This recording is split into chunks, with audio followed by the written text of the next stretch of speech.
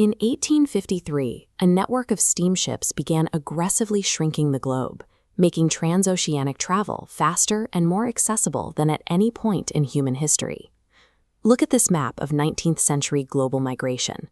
You can see massive outward flows, nearly 50 million people leaving China, another 50 million departing Europe, and 30 million moving from India. Caught in this slipstream was Lo Kong Meng, a 22-year-old Chinese merchant who sailed his own ship from Mauritius into the port of Melbourne, Australia. He stepped off into a polyglot gold rush boomtown. He spoke English, French, and Chinese, and like the thousands of others arriving that year, he came and went freely. Nobody asked him for a passport, papers, or proof of naturalization. Before the 20th century, international movement was surprisingly fluid. The strict national border controls and formalized racial barriers we recognize today simply did not exist. By 1900, that open world was shutting down. The historian and activist W.E.B. Du Bois observed this shift and made a bold prophecy. The defining problem of the incoming 20th century would be the problem of the color line. Du Bois noticed a sudden change in consciousness sweeping the globe. People of European descent, he wrote, were experiencing a sudden emotional conversion. He called it a new religion of whiteness. We typically think of segregation as a local or domestic issue, like Jim Crow laws in the American South. But Du Bois was pointing to a highly coordinated international effort to divide humanity across continents. Nations spread across vast oceans were somehow working together to construct a rigid, worldwide barrier. To understand how this happened, we must look at what exactly terrified them into doing it. In the late 19th century, European-descended settlers in California, Australia, and South Africa looked at the massive influx of Asian and African migrants and felt an acute demographic anxiety. They feared being overwhelmed in the lands they had recently claimed. Then, in 1905, Japan decisively crushed Russia in a spectacular naval war. This shattered the long-held illusion of European military invincibility. Imperial confidence evaporated.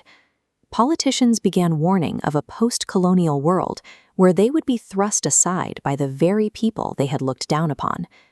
This shared panic connected settlers across the Pacific and Indian Oceans.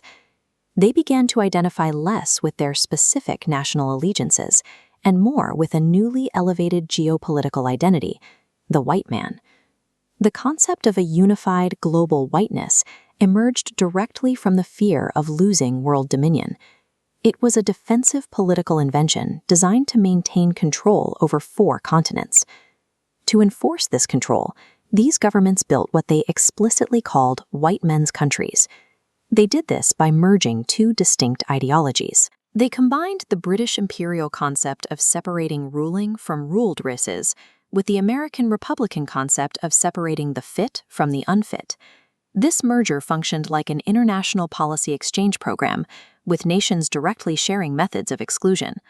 The most effective of these strategies was the education or literacy test, initially designed by politicians in 1890 Mississippi, specifically to disenfranchise black voters. Anglo-Saxonists in Boston aggressively promoted this legal mechanism, and it was soon exported across the ocean. Australia and the British colonies in South Africa adopted exact variations of the Mississippi test to block Asian immigrants from entering their borders. They paired these tests with alien taxes and formal passports, transforming ordinary paperwork into the bureaucratic bricks of a new global wall. The requirement to carry these stamped, approved documents systematically replaced the fluid movement of the 1850s with a strict regime of racial surveillance. And so, modern border controls and immigration tests were engineered at their very inception to enforce international racial segregation. By 1919, the devastation of the First World War forced global leaders to gather at the Paris Peace Conference to rebuild the international order. During these negotiations, Japan formally proposed including a basic racial equality clause into the covenant of the newly formed League of Nations. The proposal was immediately crushed by a coordinated alliance of self-styled white men's countries, led by the United States, Australia, Britain, and South Africa. British delegate A.J. Balfour stated their reasoning plainly. He argued that while men of a particular nation might be created equal, A man in Central Africa was simply not created equal to a European.